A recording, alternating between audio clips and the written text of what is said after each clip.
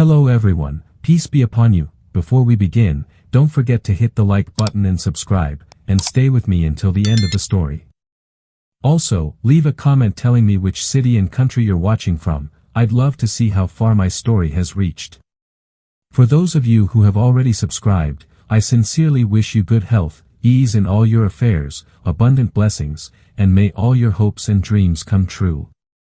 Amen. Now, let's begin the story. The sun was barely up when Rachel Monroe stepped onto the gravel at Fort Archer. The desert air was dry and clean, the kind that scratched the throat on the first breath. Rows of benches sat under a shade canopy. Far past the firing line, the flats ran all the way to brown ridges. It was quiet except for a flag rope tapping the pole and a generator humming behind the ops shed. Rachel set her case down, snapped the latches, and lifted the Silverhawk rifle. The finish caught a hint of blue in the morning light. No show. Just protective coating. She checked the bolt, the chamber, the torque on the scope mount. She did it in the same order she always did, not to look precise, but to be certain. Routine beats adrenaline. Every time. Voices drifted in from the ready area. Trainees in tan uniforms, sleeves rolled, boots dusty. Dylan Hayes led the pack with the easy walk of someone who thought he was already there. Logan Pierce laughed at something he said. Evan Brooks carried quiet, eyes on the range. Cole Rivera hauled 2 ammo cans without complaint and nodded when he passed her table. "That your space toy?" Dylan said, stopping a few feet away. "Looks flashy." Rachel didn't answer.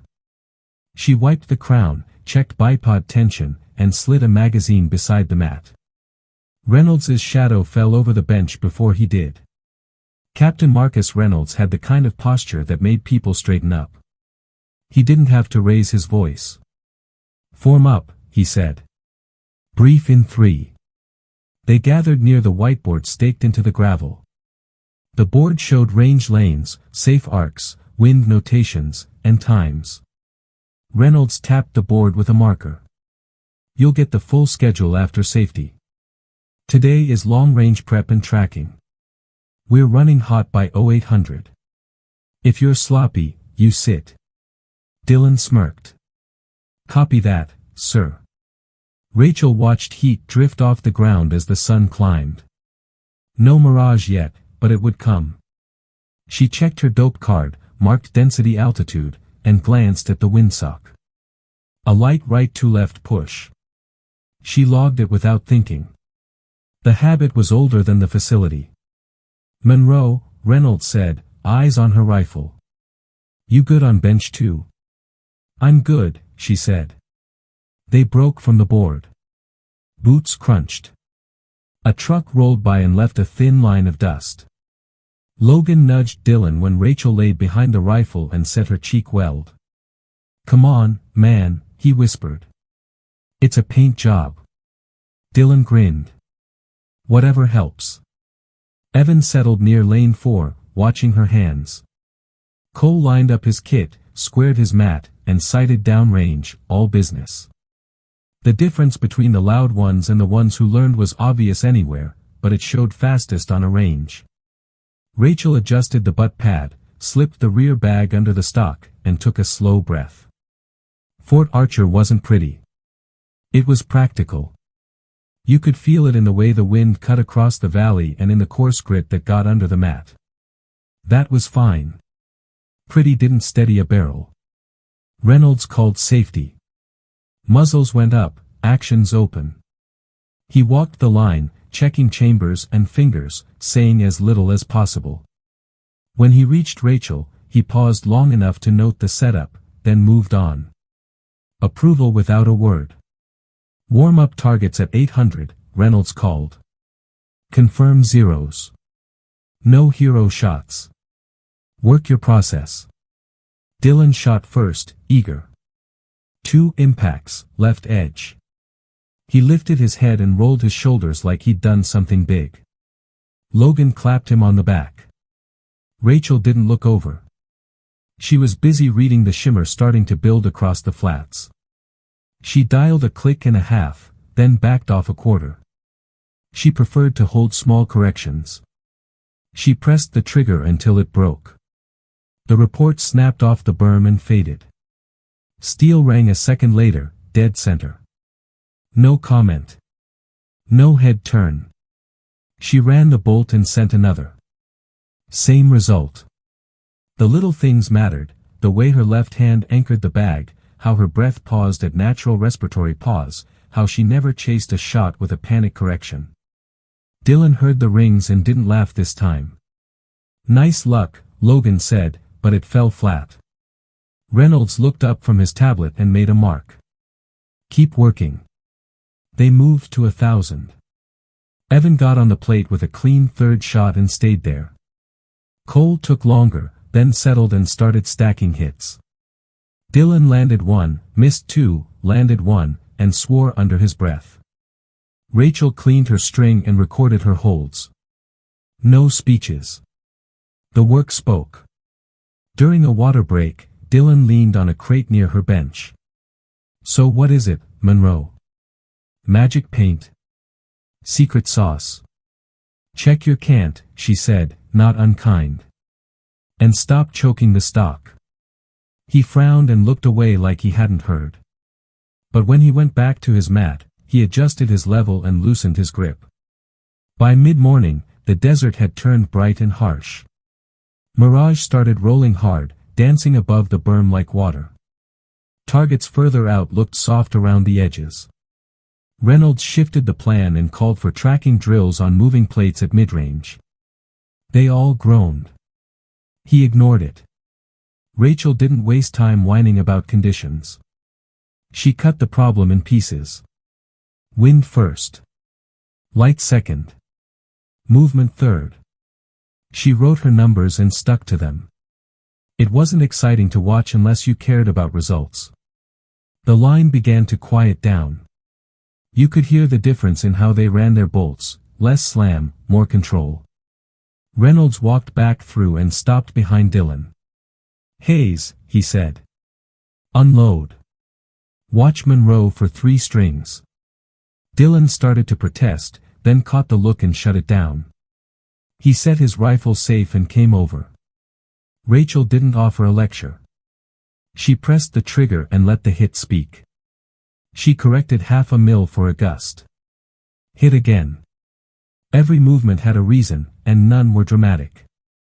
When Reynolds released him, Dylan returned to his lane and copied 2 things he'd never admit to copying. His next group tightened. He didn't cheer. He just stared at the target like it had tricked him. The lunch horn finally sounded from the mess trailer. People stood, stretched, and joked in low voices. Rachel wiped dust off the Silverhawk, closed the bolt on an empty chamber, and set the rifle back in the case like it mattered. Because it did. Out past the berm, the desert kept breathing hot air across the range. Afternoon would be worse. She was fine with that. Reynolds checked his watch. Back on the line at 1300, he said. We're stepping out farther. Dylan glanced at Rachel's case, then at the horizon where the targets turned into dots. He smirked again, but it didn't hold as long. Evan caught Rachel's eye and gave a small nod. Cole tipped his chin. No big deal. Just respect earned the way it's supposed to be, quiet, 1 clean hit at a time, but after Chow Reynolds changed the temperature in the air without saying much. He stood by the whiteboard with a clipboard and a radio clipped to his vest, eyes on the horizon like he was waiting for weather or orders to line up. The sun hammered the flats now. Mirage danced hard enough to make the target frames wobble. Everyone drifted back to their lanes slower than in the morning, bellies full, mouths dry. Rachel clicked her case open and checked the Silverhawk again. Same routine. Same calm. Different stakes on the way. Reynolds cleared his throat. Listen up. Boots scraped as the line drew close. Command wants a long-range validation on the outer lane. We're running a moving drone at 4,000 meters before 1600. 1 shooter, controlled environment, full data capture. The words were even, but the silence that followed wasn't. Eyes cut down the line and landed on the rifle with the shimmering finish. Dylan folded his arms. 4,000. In this soup. He gestured at the wavy air. That's not a validation, that's Vegas. Reynolds didn't blink. It's training, Hayes. Not a casino. He looked at Rachel. You willing to run it? Rachel slid the bolt back, verifying clear, and nodded once. I'll run it. The small talk died. Evan stopped halfway to his mat and stayed there. Cole exhaled like he'd been holding it since morning. Logan tried to chuckle and gave up. Dylan kept his arms crossed, jaw set. If we're calling it science, at least let a SEAL candidate take the shot, he said. We need reps. Reynolds met his eyes for a beat. You'll get yours. Right now I need the hit. He turned to the tech at the range shack. Spin the drone. Program pattern Bravo. Launch on my call. Rachel pulled her notebook and flipped to a clean page. She wrote the number in big print, 4,000. Under it she listed wind, density, altitude, likely time of flight, spin drift, Coriolis. She didn't dramatize any of it. She just did the math. The right to left push had strengthened. She watched the sock twitch then go slack, a dirty little trick desert winds like to play. She marked gust behavior, not just average. Mirage turned the far berm into a pond. She planned to hold, not chase. Dylan drifted closer. You know the odds, right? He said it soft enough to sound like advice and sharp enough to sound like a dare. Rachel tightened the bipod legs and set the rear bag. I know the process, she said. Reynolds moved the others back 2 benches. Observation only, he said. No chatter on the line. He handed Rachel a laser for range confirmation and watched her paint the distant return. The readout blinked steady, 4,000. You're green.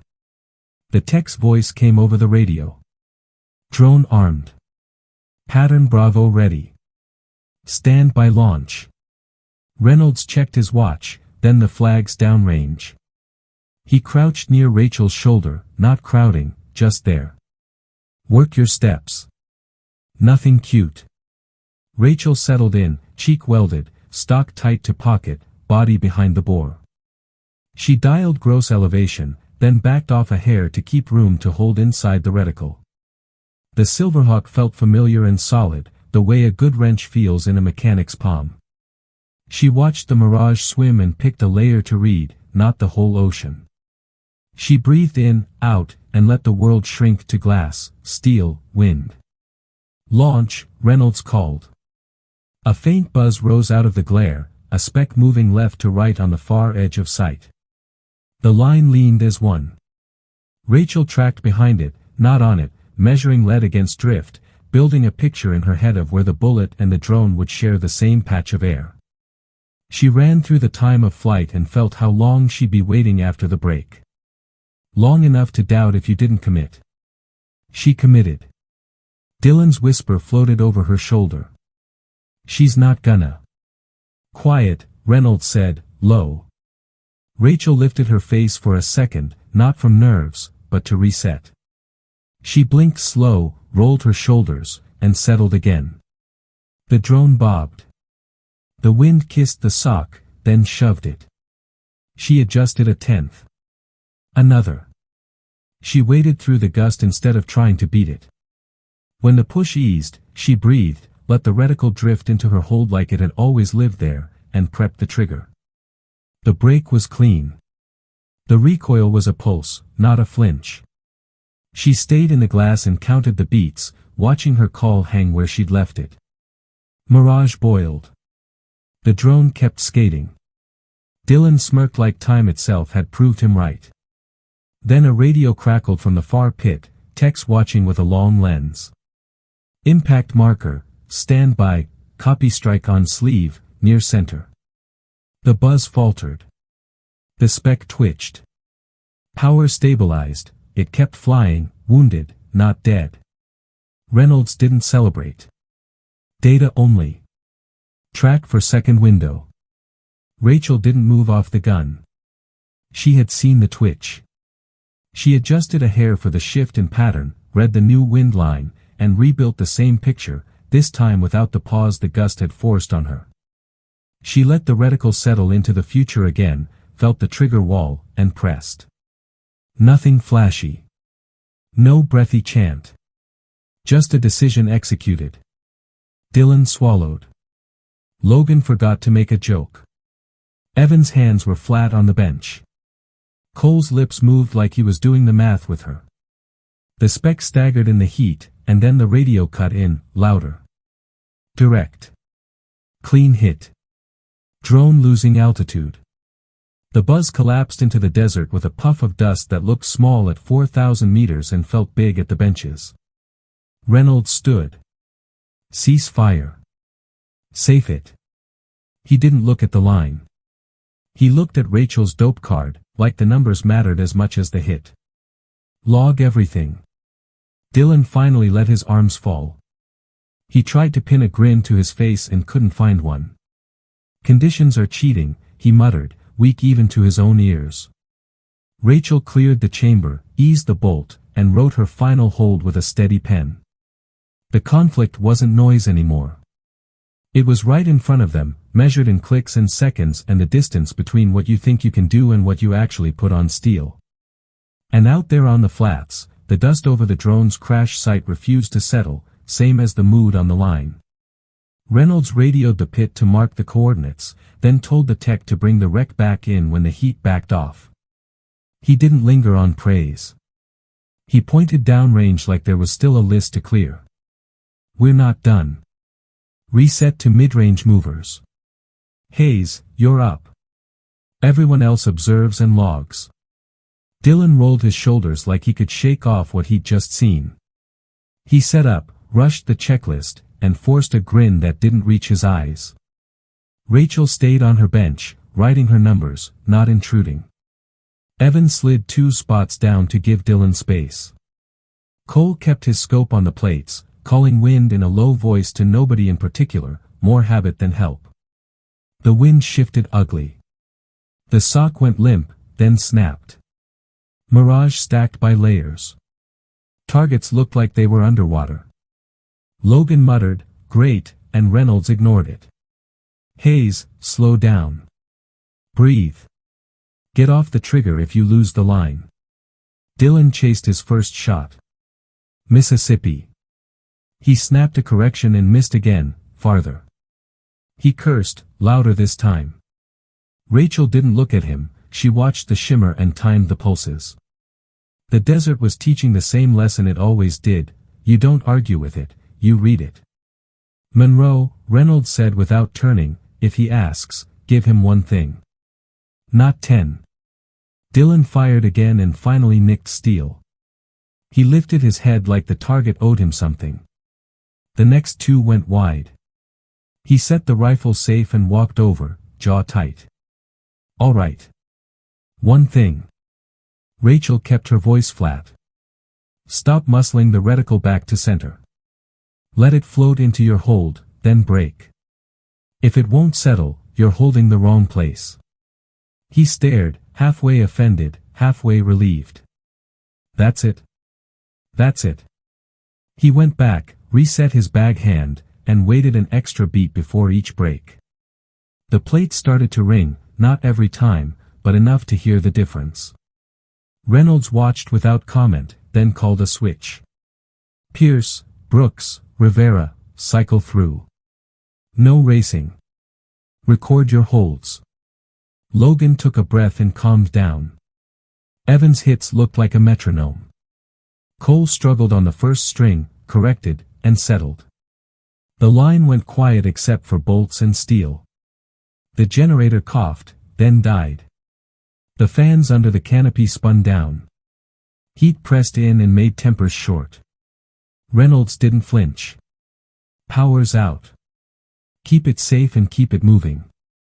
A tech hustled past and tripped on a cable, kicking dust across Rachel's mat. Dylan laughed on reflex, then saw her brush the grit away without a word and shut up. Small things added up. Discipline showed when nobody could hide behind gear. Reynolds tapped his watch. 15 minutes. We're running a paired drill. Shooter and spotter trade roles. Hayes with Monroe. Brooks with Rivera. Pierce floats. Dillon blinked. With her. With her, Reynolds said. Half the job is communication. Rachel slid her notebook to the edge of the bench. You call wind, I'll shoot. Short bursts. No heroics. Dillon took the spotter's scope and frowned into the heat. Half value, right to left. 2.5, gusting 3. His voice shook, then leveled. Hold .8 high for the boil. Rachel didn't argue. She held where he called and pressed. Hit. She ran another on his next call. Miss, off right. She waited a beat, let the gust pass, and sent the third. Hit. Good, she said. Now switch. Dillon got behind the gun. Rachel watched the same air and fed him a clean, calm track. Lead a hair more. Wait the gust. Now. He broke the shot without yanking. Steele answered. He didn't smile. He just did it again, this time with less shake in his breath. Logan wandered close enough to hear and got waved back by Reynolds. Eyes on your lane, the captain said. He wasn't hiding the reason for the drill. It wasn't about the score. It was about judgment under pressure and whether people could learn without breaking. The power kicked back on. Fans whirred. The generator steadied. Reynolds called ceasefire and handed out canteens. Hydrate and log. 10 minutes. Dillon stood by the bench, eyes on the flats where the drone had gone down. You knew you'd hit it? No, Rachel said. I knew what to do if I didn't. He nodded once, a small shift that mattered more than any speech. What would you have changed? Waited the gust longer. Or changed the layer I was reading. It's never one thing. He rubbed at the sweat on his temple, then looked at his rifle like it was new. You going to take another long one if they ask? If they need it, she said. Reynolds walked back with a clipboard and a look that meant the afternoon wasn't over. We're pushing a staggered sequence to 1200, then we'll brief the outer lane again. If you think the morning was the test, you haven't met 3 o'clock in Nevada. The line groaned. He didn't care. Monroe, Hayes, same pair for one more rotation. After that, everyone runs solo. Own your calls. They got back on the mats. The sun leaned west, but the heat didn't let up. Targets shimmered, and the wind refused to pick a speed. Dillon steadied his hands on the bag and did the boring things right. Rachel kept her notes straight and her voice even. The desert kept its personality. And out where the drone had fallen, the dust finally sank, but the pressure didn't. It shifted lanes and settled on everyone who still had to prove something when the easy part of the day was gone, and that's exactly when the radio chirped with a tone nobody liked. The range tech's voice came thin through static. Outer drone 2 is showing drift on return. Battery warning, GPS wobble. Request guidance. Reynolds looked at the sky, then the boundary map on his clipboard. The afternoon sun burned a white hole over the ridges. Mirage made the far poles sway. He didn't raise his voice. Stand by. The line quieted because the line trusted the tone. Rachel kept her cheek on the stock, listening. Dillon watched the flags, then checked his watch like time would help. The tech came back, tighter now. Drone 2 not holding pattern. If it loses link it'll coast past the east hard line. We need it on the ground before Tower Bravo. Nobody joked. Copy, Reynolds said, already moving. All shooters safe and clear. He stopped at Rachel's bench. You're on deck. We drop it before it gets stupid. Dillon stepped forward. Sir, let me, Reynolds cut him off with a look. You'll spot. She shoots. Move. No debate. Rachel slid her notebook open and wrote the new numbers, same neat hand, same calm. East wind had crept in, low and dirty, punching under the main flow. She watched the sock nearest the boundary fence. Different rhythm than the one at mid-range. She'd have to decide which layer mattered most at 4,000 in air that wobbled like heat off a pipe. Drone 2 airborne, altitude dipping, the tech said. Range 4000 plus, moving east-southeast. Rachel confirmed with the laser. The readout blinked and held. Dylan dropped behind the spotter glass. His first words were ragged, then found a lane. Crosswind 2 and rising, half value. It's hunting for signal. Pattern sloppy left to right with a sag. He breathed and steadied. It's bleeding. Reynolds checked the boundary clock. You have 2 windows before it crosses Bravo Tower. Then it's my report to write and a lot of paperwork for everybody. He crouched at her shoulder but didn't touch the bench. Work it. Rachel dialed gross elevation, left the rest to hold. She didn't fight the float. She let it drift in the place she decided was true, not the place that felt comfortable. The reticle quivered with the boil. She waited anyway. The first window arrived like a door that opened and closed in a heartbeat.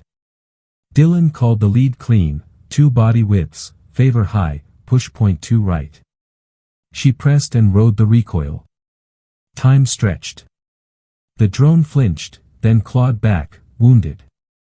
Hit, rear quarter, Dylan said, surprised he'd said it at all. It's still up. Second window's worse, the tech added. Batteries tanking. Rachel didn't change her breathing. She adjusted a tenth for the east push, then reread the sock at the boundary because that was the one that would lie to you. It snapped, then fell, then snapped again. She ignored the snap and held for the mean. Dylan's voice came smoother now, synced with hers. Lead plus a hair. Hold the boil.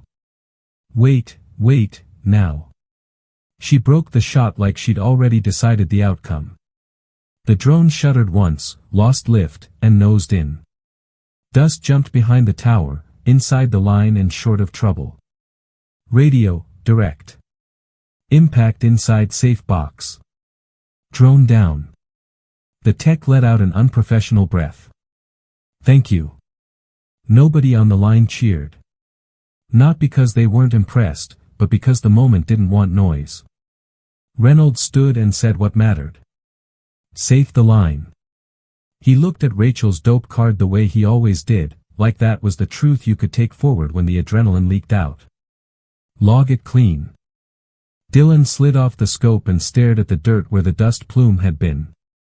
He'd wanted the shot a minute ago, now he was grateful he hadn't taken it. You didn't chase the snap, he said, more to himself than to her. It lies, Rachel said. It always lies. Reynolds organized the recovery and sent a cart to the crash site. He gave the rest of the line something to do, targets to paint, benches to square, water to choke down, anything to keep hands moving and nerves from turning into talk. When he came back to her bench, he didn't say thanks.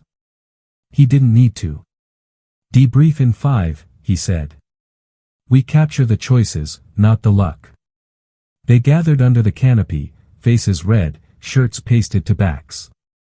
Rachel walked through her decisions in short sentences that left out drama and included win numbers. Dylan asked 2 questions that weren't for show. Cole added a note about the low east push, how it rode under the main flag and fooled your eye.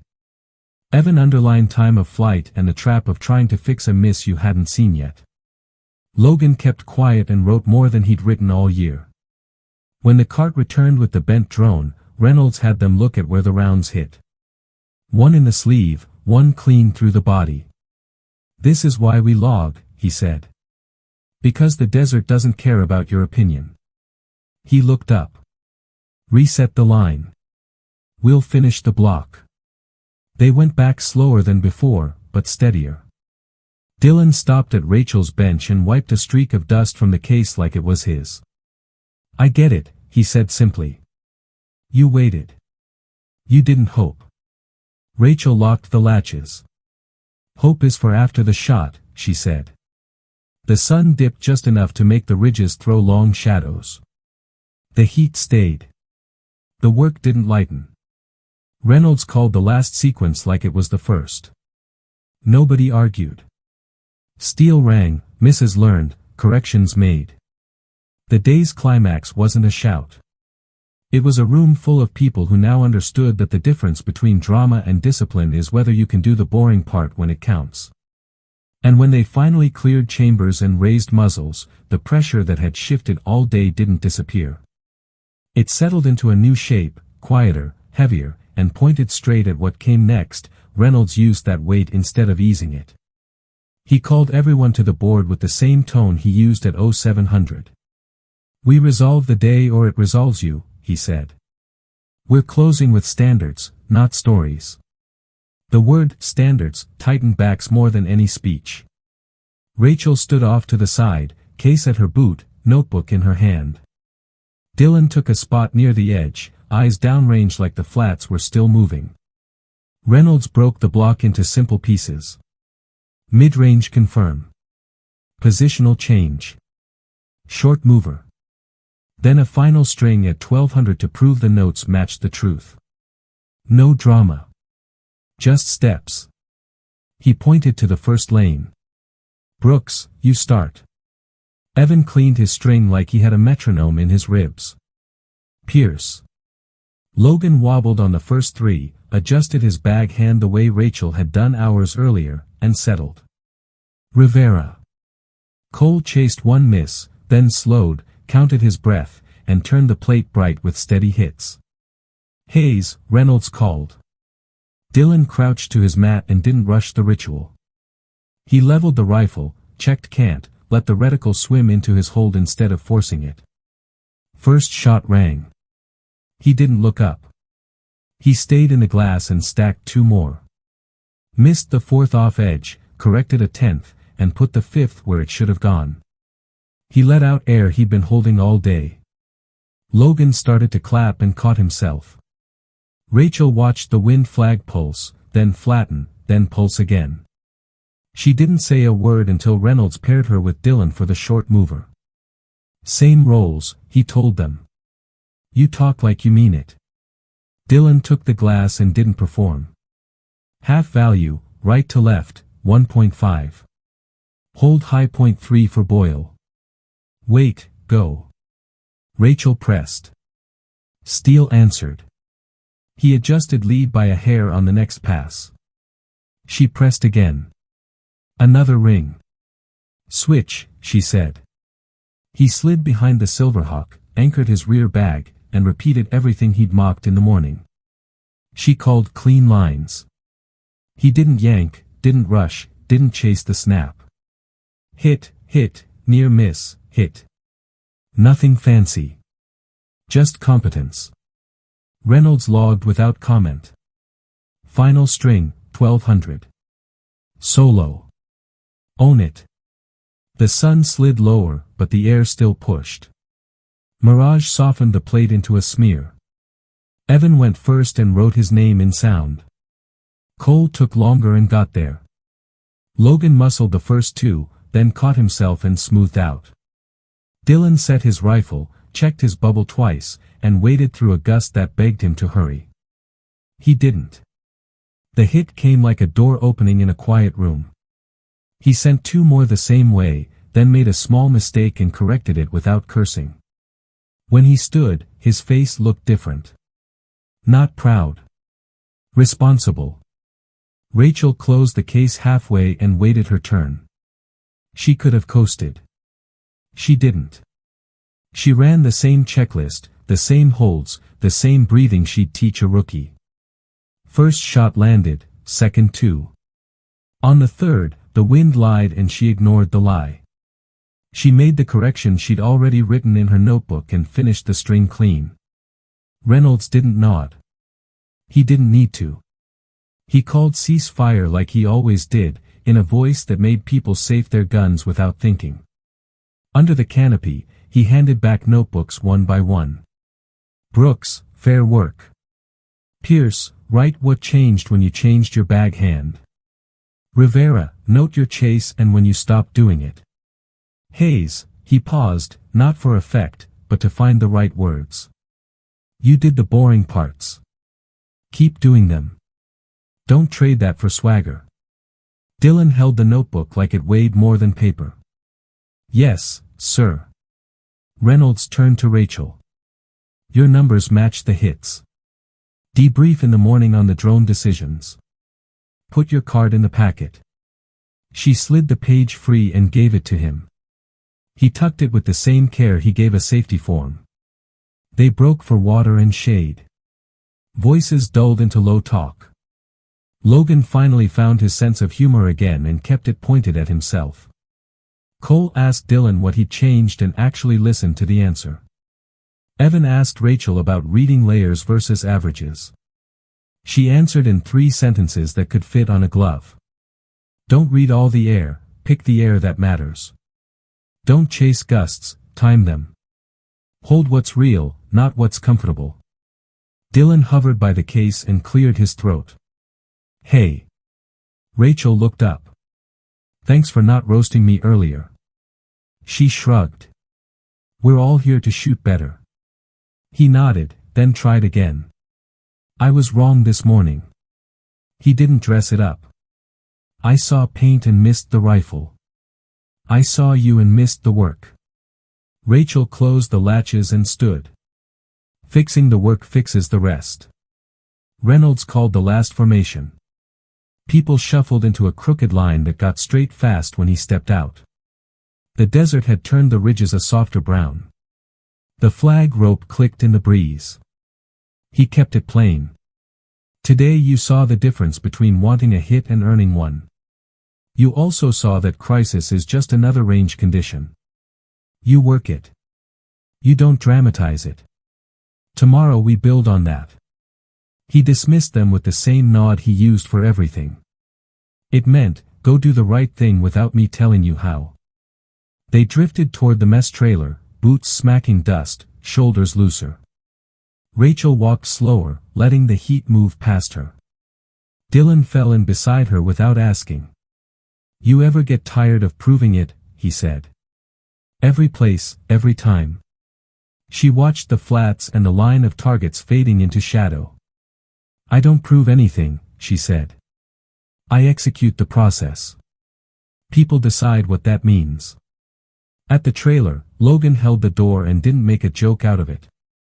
Evan stacked trays so the line moved. Cole grabbed extra water and pushed it down the table.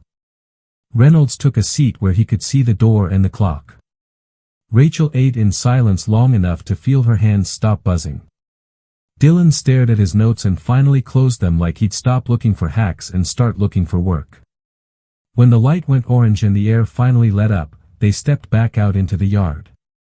The range was quiet. The drone wreck sat on a workbench in the shack, opened up like a lesson. Rachel headed for the benches to wipe dust from the Silverhawk one last time. Dillon followed, not to hover, just to help coil a cable. The day hadn't exactly relaxed, it had resolved. The noise was gone. The standard stayed. And in the calm that comes after a hard push, the whole unit stood a little straighter, not because someone told them to, but because they now knew what right looked like and how much it cost stayed with them overnight, and by morning it felt less like a memory and more like a standard they had to meet again. The desert came up pale and cool before the heat set its hand on everything. The flag rope clicked. The generator coughed to life. Rachel walked the same path she always did, case in one hand, notebook in the other, not because habit was sacred but because it freed the mind to pay attention to what changed.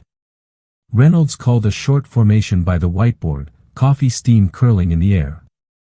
Debrief, he said, and that word carried more weight than most speeches. They circled the beat-up drone on the workbench like students around a torn textbook. Reynolds pointed to the punctures and traced the path with a capped marker. He didn't glamorize it. He broke it into choices. Mirage lied here. Crosswind undercut here. Corrections were made here. This is not heroism. This is work. He turned to Rachel. Walk it. She did, clean and short. Numbers. Holds. Why she waited through the snap and read the boundary sock instead of the mid-range one when the air split into layers. Dylan asked about timing, not the showy part but the seconds after the break, how you live inside the waiting without second-guessing. You commit to the call you built, she said. If it's wrong, you fix the next one. Not the one already in the air.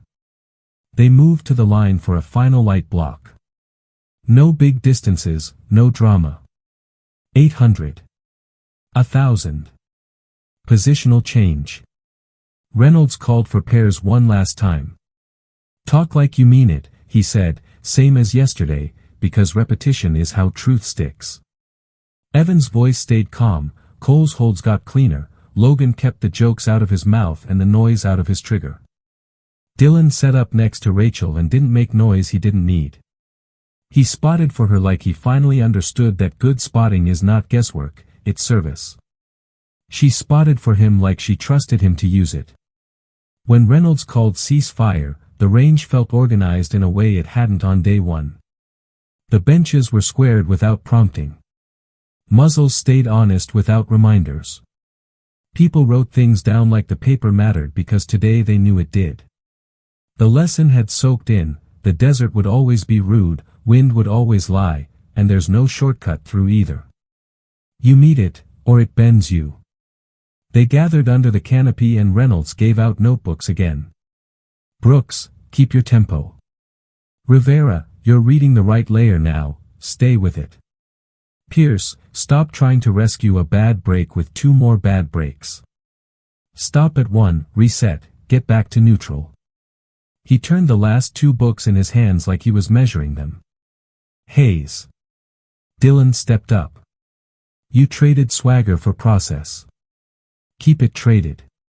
Yes, sir. Monroe. She looked up. Your decisions matched the data. That's the job. People will try to make it a story. Don't help them. She nodded. Copy. It would have been easy to end there, but Reynolds kept them a few minutes more because he knew endings matter.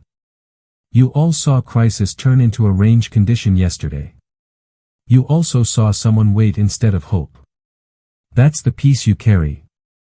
Not the hit. The waiting. He scanned the line until the point stuck. Dismissed. They broke down the lanes with a rhythm that didn't exist 2 days ago.